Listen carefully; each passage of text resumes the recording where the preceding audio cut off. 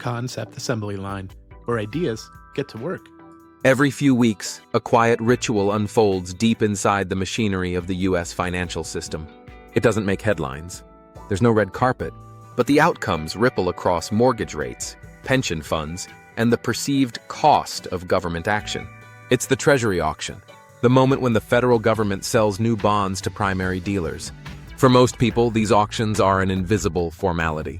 For others, they're the front line of market discipline, where investors supposedly decide how much interest Uncle Sam must pay to borrow. But that framing is misleading, because the government isn't a household, and bond auctions aren't bake sales. Understanding the primary bond market requires stripping away the mythology of fiscal constraint, and instead, looking at the real forces: policy signals, liquidity conditions, portfolio preferences that shape auction outcomes. And this year, those forces are under extreme stress, not because of spending blowouts or entitlement expansion, but because of tariffs.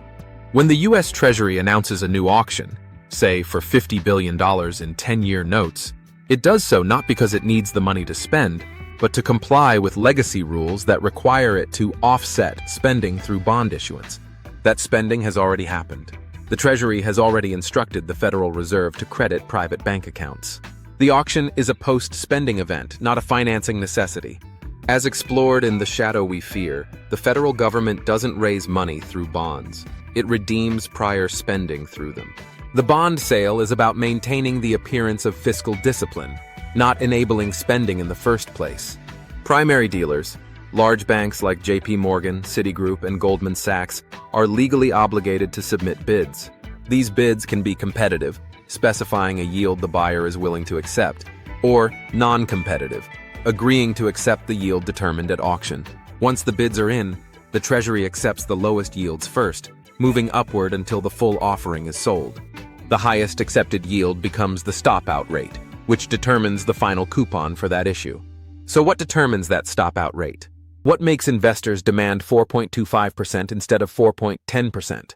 That's where the real story begins. 1. Federal Reserve policy expectations. The most powerful influence on auction outcomes isn't the federal deficit, it's the Federal Reserve. When the Fed signals higher future interest rates, short and medium-term Treasury yields tend to rise in anticipation. Primary dealers bid more cautiously, demanding higher yields to compensate for future rate hikes. When the Fed is dovish, or when recession fears loom, demand for Treasuries increases, pushing yields down. Ironically, this means that auction yields often reflect expectations of monetary policy, not fiscal sustainability. That's a crucial distinction. The market isn't punishing government spending, it's reacting to the Fed's attempt to control inflation or cool the economy. 2. Liquidity and dealer balance sheet. Primary dealers don't operate in a vacuum. Their willingness to absorb large Treasury issuances depends on their capital buffers, liquidity preferences, and regulatory constraints.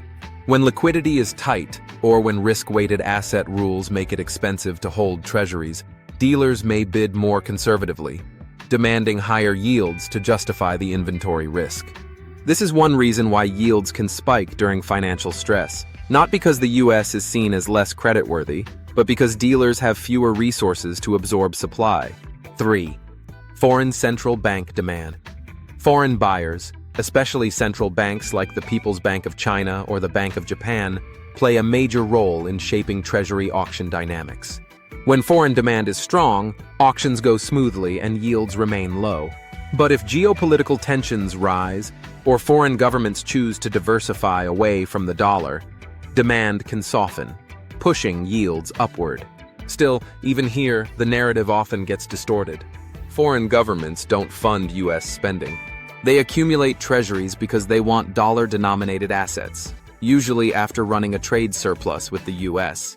The causality runs from trade to bonds, not the other way around. 4. Inflation. Expectations and term premiums. Auction yields reflect investors' expectations for inflation over the life of the bond. If market participants believe inflation will average 3% over the next decade, they'll want at least that much in nominal return, plus a little extra, called the term premium, to compensate for the uncertainty of holding a long-term asset. That premium fluctuates over time, influenced by everything from global risk appetite to fiscal policy chatter to unexpected shocks like pandemics or wars. It's not a referendum on today's deficit. It's a bet on tomorrow's macro environment. 5. Supply surges, but not the way you think. Yes, more Treasury issuance can influence yields, but not because markets fear the government is going broke. Rather, large issuances can briefly overwhelm dealer capacity or investor appetite, causing yields to jump until balance is restored. This isn't a failure of credit. It's supply meeting short-term distribution friction. Importantly, these dynamics aren't fixed. During periods of quantitative easing, QE, the Federal Reserve can absorb new issuance directly from the secondary market, freeing up dealer balance sheets and easing pressure on yields, even amid high deficits. Over the last few months, the U.S. has enacted one of the largest single-year expansions of tariff rates in modern history. What began as a narrow effort to protect domestic EV production has exploded into a blanket set of tariffs covering everything from Chinese solar panels to industrial inputs, microchips, and even household appliances. The effective tariff rate on key import categories has surged well past its historical post-NAFTA baseline. On paper, tariffs are a form of fiscal policy, essentially a tax on imports. But unlike income or corporate taxes, which are often offset by spending elsewhere, tariffs operate like a stealth sales tax on productive capacity. They drive up prices on essentials, invite retaliation, and inject inflation directly into the supply chain. And bond markets have noticed. When the government increases tariffs, it doesn't just raise costs for importers. It raises expectations of inflation across the board. Tariffs make it more expensive to build, manufacture, and distribute goods in the U.S. economy. That's not protectionism. That's friction. The Federal Reserve, wary of inflation expectations becoming entrenched, reads these developments as a reason to stay cautious, or even hawkish. Even if core inflation readings moderate, the potential for imported price shocks keeps the Fed on edge.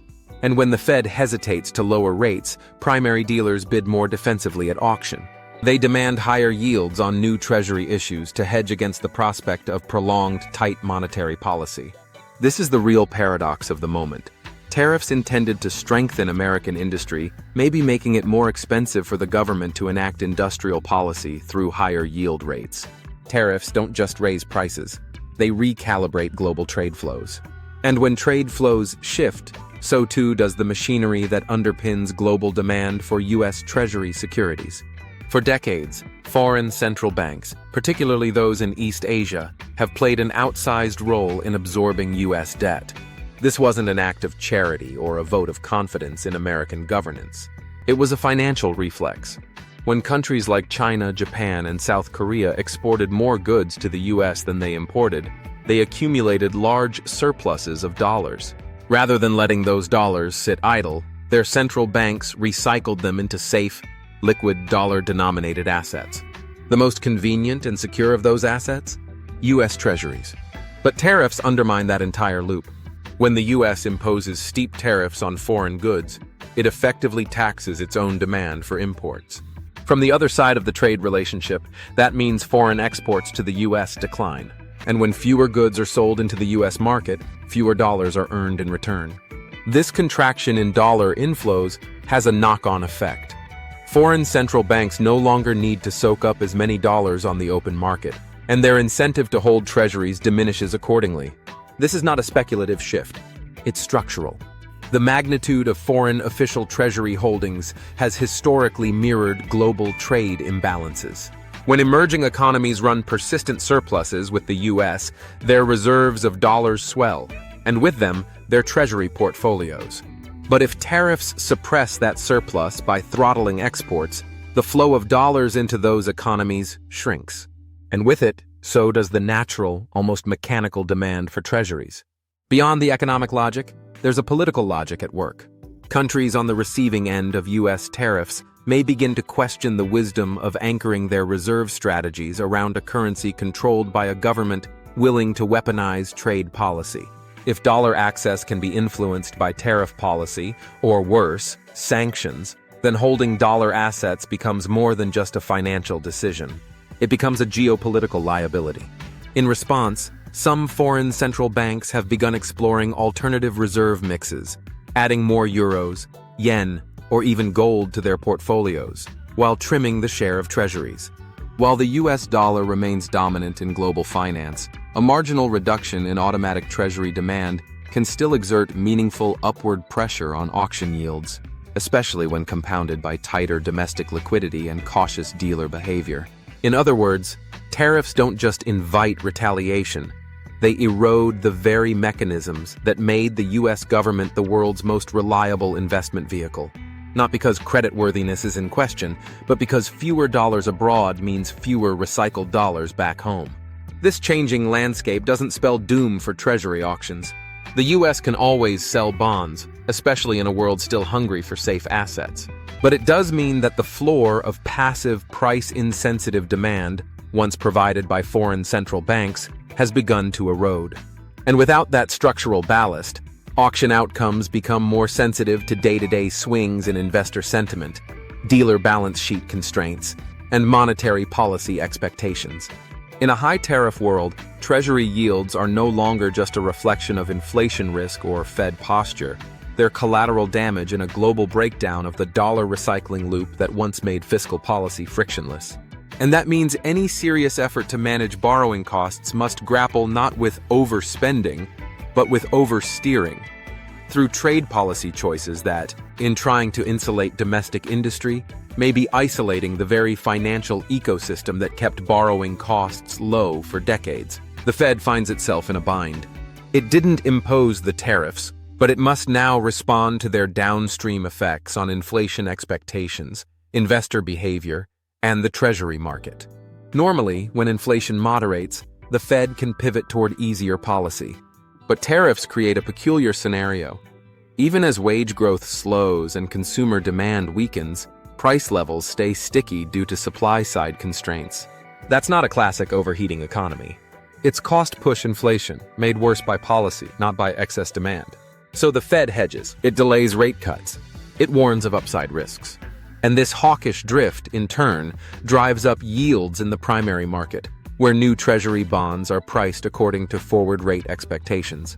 The irony of the current bond market tension is that it's being driven not by excess demand stimulus, but by supply-side interference. The budget deficit, while headline-worthy, has grown more slowly than many past cycles. Much of today's spending is non-cyclical: stabilizers, infrastructure, defense, and would not typically drive a major inflation premium in bond pricing. But tariffs turn that logic on its head.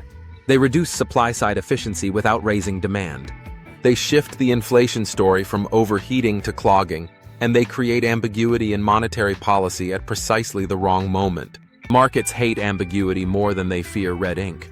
Faced with rising yields, some policymakers are calling for additional spending cuts to calm the bond market. But this gets the mechanics exactly backward. Cutting demand in a supply-constrained economy does little to fix cost-push inflation. It only worsens living standards. Meanwhile, it does nothing to reverse the inflationary effect of tariffs, which remain intact. Worse, if the Fed sees spending cuts as reducing near-term demand, it may feel emboldened to delay rate cuts even longer, further entrenching elevated Treasury yields. What we're left with is a stagflation-light trap: tight money, expensive imports, and false narratives about fiscal recklessness. To understand Treasury auction outcomes today, we need to look beyond headlines and into the architecture of policy itself. Bond investors aren't rejecting the government's balance sheet. They're reacting to uncertainty about inflation, trade, and the Fed's next move. Tariffs have injected that uncertainty in spades. And unless we recognize them as the real source of tension in the primary market, we risk misdiagnosing the patient. This is not a fiscal crisis. It's a design failure, one rooted in using 20th century trade tools to solve 21st century production challenges. We can fix it, but only if we stop asking whether we can afford to invest in the future and start asking what policies are making the present unaffordable. This video is part of a broader project to reimagine public policy for real people, grounded in modern monetary theory, committed to abundance over austerity, and focused on rebuilding the freedom infrastructure of everyday life. If my work resonates with you, share it. Subscribe on YouTube for more multi-format content. Together, we can reclaim what was once built and build it back better.